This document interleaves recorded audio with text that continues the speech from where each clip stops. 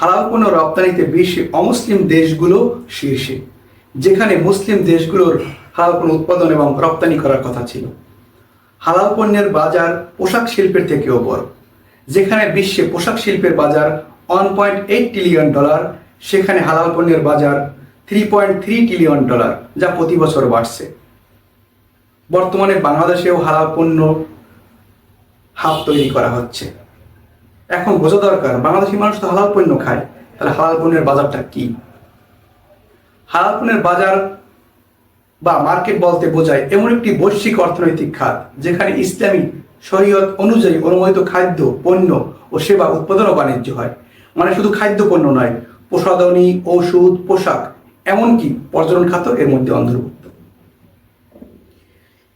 এটির জন্য সার্টিফাইড হতে হয় এবং সার্টিফাই করে থাকে CDIL এবং ফ্রামবাস হালাল।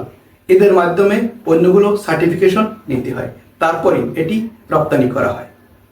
বিশ্বে হালাল পণ্যের ভোক্তা দেশগুলো হচ্ছে ইন্দোনেশিয়া, মালয়েশিয়া, সৌদি আরব, পাকিস্তান ও তুরস্ক। বিশ্বে হালাল পণ্য রপ্তানিতে শীর্ষে ব্রাজিল, অস্ট্রেলিয়া এবং থাইল্যান্ড, যারা নিজেরাই হালাল পণ্য খায় না কিন্তু তারাই রপ্তানিতে শীর্ষে।